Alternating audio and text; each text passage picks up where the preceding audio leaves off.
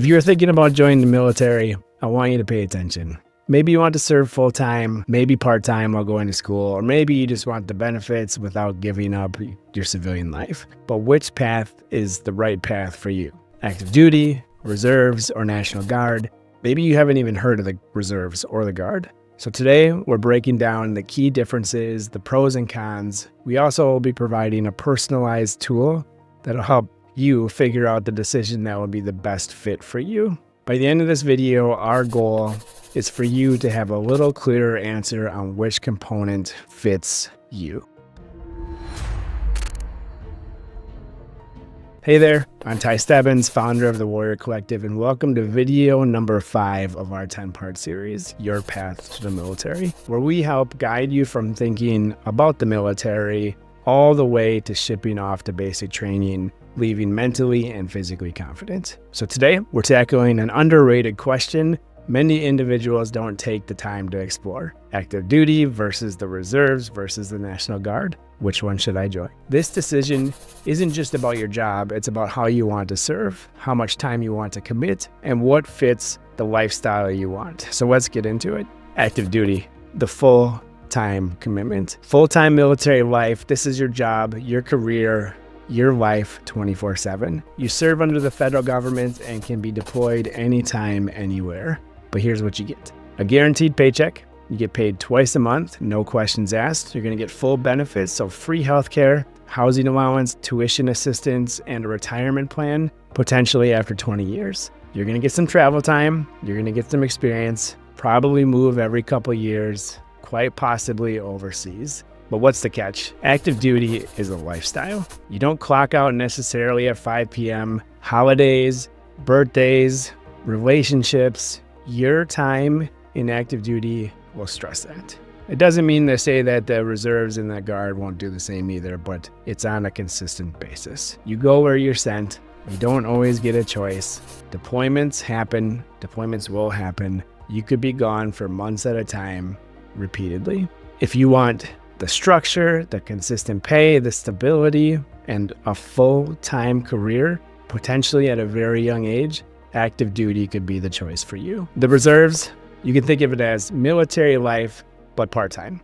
Branches that have the reserve component to it are the Army, the Navy, the Air Force, the Marine Corps, and the Coast Guard. They all have their own reserve components to them. So just think of it as 1 weekend a month, 2 weeks a year. You train part-time while keeping your civilian life. Reserves can average less duty days per year than the National Guard. So just think of a duty day as a day that you're working in uniform. You'll get military benefits. You'll receive some sort of education benefits. You'll have some healthcare options and access to other military programs. You'll have the option for full-time opportunities, so active duty within the reserves, and that can be short-term orders, long-term orders, AGR, so active guard and reserve. There's also technician and contracting positions that you can go into. Essentially, you can choose your job and location, so you have a little more control over where you live and work. So what's the catch? It's going to be substantially lower pay because it's part-time, so you're only getting paid when you're drilling or on orders. Benefits aren't necessarily guaranteed. No full-time healthcare unless activated. However, you do get access to some pretty decent healthcare, so TRICARE Reserve Select. In the reserves, oftentimes you'll deploy as individuals or in small units, generally to augment active duty missions rather than as an entire unit. If you want a military experience, but still want a civilian job, school, or business, reserves might be the fit for you. Last up, the National Guard, so the state-based force. Branches within the National Guard are going to be the Army National Guard and the Air Force National Guard. So essentially, they're going to have a state-first mission, and then they'll also have a federal mission. You serve the state first, so just think natural disasters, so hurricanes, wildfires, also protests, and then the federal government you'll serve second. So just think conflicts, deployments, trainings, that sort of thing. Essentially, you'll have the same drill schedule as the reserves, so 1 weekend a month, 2-ish weeks a year. You'll also have access to multiple different types of full-time opportunities. So short-term orders, long-term orders, active guard and reserve jobs, Title X, technician, and contracting jobs. There are some states that have a little better perks than others, and more specifically in regards to education benefits. Also know that the bonuses can vary between the Guard, the Reserves, and active duty. So the catch, there's gonna be less federal funding, so some states can have better resources than others. You can be activated more often. So if your state needs help, you're gonna be the first ones to be called. Deployments still happen. National Guard units train together and are expected to deploy together in large units.